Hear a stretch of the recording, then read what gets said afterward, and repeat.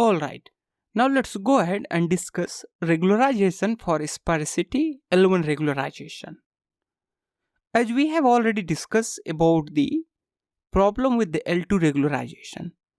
L2 regularization only try to make weights close to 0 as close possible. But in the L1 regularization, we can really make sum of the vectors equal to the 0. That means sum of the weights equal to 0. That means we can eliminate those features whose weight is equal to 0. In high dimensional sparse vector, it would be nice to encourage weights to drop to exactly 0 where possible. It will ultimately reduce the total number of features, which might increase your training speed, as well as it might also increase your accuracy, algorithm accuracy. A weight of exactly 0 essentially removes the corresponding features from the model. That's mean the feature selection ultimately. Zeroing out features will save RAM, and it may also reduce the noise in the model, and you might end up with a better accuracy.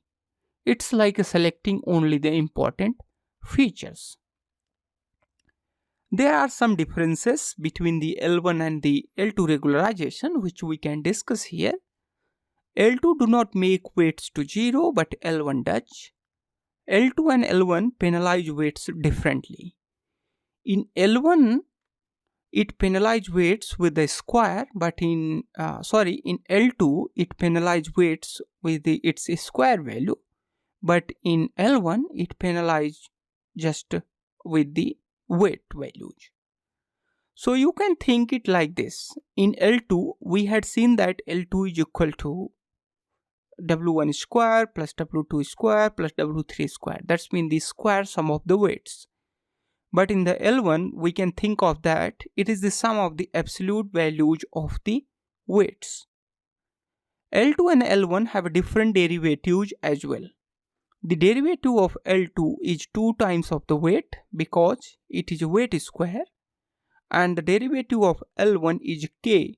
Alright, it is a constant whose value is independent of the weight.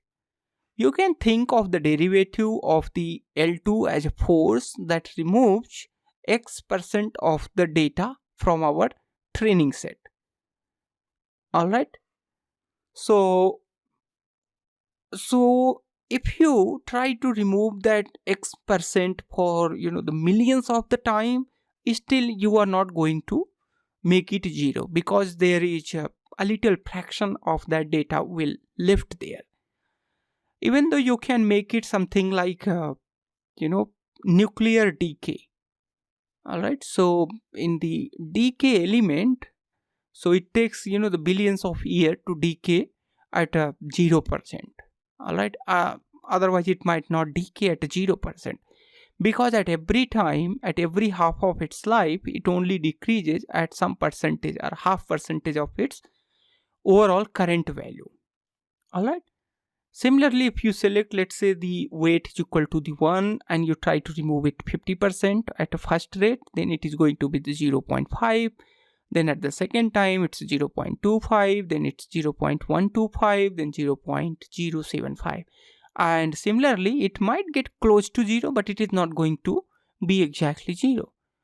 But in the L1 regularization, what happens? In L1, it penalizes the absolute value of all the weights. And it turns out to be quite efficient. And L1 might make your weights is equal to the 0, and ultimately you can remove that feature if weight of that particular feature becomes 0. That's when there is no importance of that features in the algorithm. Alright, perfect. So this is all about in this lesson. Thanks a lot for watching it. I'll see you next lesson.